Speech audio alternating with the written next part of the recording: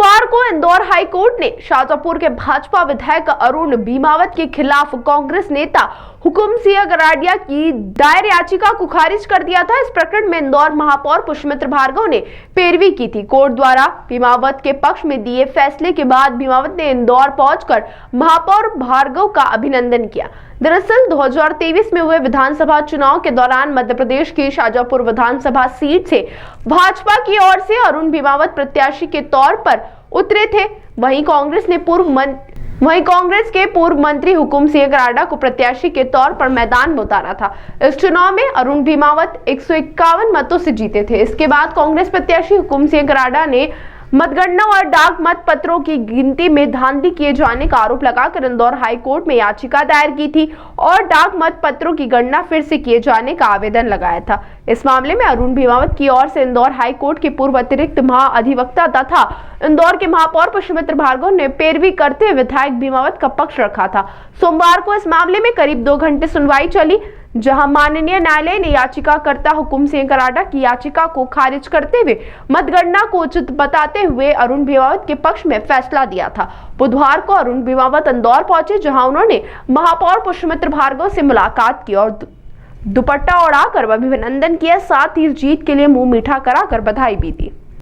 देखिए, शाजापुर विधानसभा से कांग्रेस के प्रत्याशी हुकुम सिंह कराड़ा जनता की अदालत में तो हार चुके थे, लेकिन झूठे और तथ्य के विपरीत जाकर उन्होंने भाजपा के विजय प्रत्याशी अरुण भीमावत जी के खिलाफ चुनाव याचिका प्रस्तुत की थी, जिसको हमने प्रथम दृष्टया ये केस चलने योग्य नहीं है ऐसा आवेदन लगाकर निरस्त करने की प्रार्थना माननीय न्यायालय से की थी। दोनों पक्षों को सुनने के बाद कोर्ट ने ये माना कि ना तो भाजपा के प्रत्याशी ने अपने किसी आपराधिक प्रकरण को जनता से छुपाया है और ना ही कोई बैलेट गलत तरीके से निरस्त हुआ है।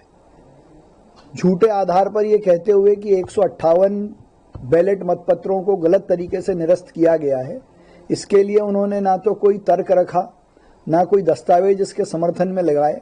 इस आधार पर कोर्ट ने माना कि ये चलने योग्य नहीं है।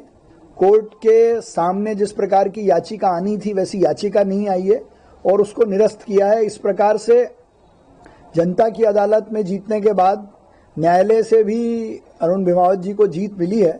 मैं उनको, शाजापुर की पूरी भारतीय जनता पार्टी के कार्यकर्ताओं को बधाई देता हूं और मेरे लिए खुशी की बात यह है कि मेयर बनने के बाद बहुत समय बाद मैं किसी प्रकरण के लिए कोर्ट गया था और वो हम जीते। शाजापुर विधानसभा क्षेत्र 2023 के परिणाम आए थे तो भारतीय जनता पार्टी के पक्ष में 28 वोट से मैं जीता था। उस बात को लेकर कांग्रेस के प्रत्याशी हुकुम सिंह जी कराड़ा जी ने माननीय न्यायालय में एक याचिका दायर की थी। उनके अपने 2 बिंदुओं थे। उन्होंने कुछ आपराधिक प्रकरणों के बारे में और साथ में पोस्टल बैलेट के बारे में उन्होंने चुनौतियां दी थी, लेकिन हमारे वकील साहब इंदौर शहर के महापौर आदरणीय पुष्पमित्र जी भार्गव जी ने माननीय न्यायालय को उन दोनों बिंदुओं पर तथ्यात्मक जानकारी देते हुए न्यायालय को के पक्ष में न्यायालय के समक्ष अपनी बातें रखी और माननीय न्यायालय ने उनकी तर्कों को निश्चित रूप से गहराई से सुना और उसका निर्णय दिया और उनकी याचिका को निरस्त किया। लेकिन लोकतंत्र में जीत और हार निश्चित रूप से होती है और जनता इसका निर्णय करती है। तो मेरा इस अवसर पर संबंधित कांग्रेस के नेता हुकुम सिंह जी से यही निवेदन है कि उसको स्वीकार करें।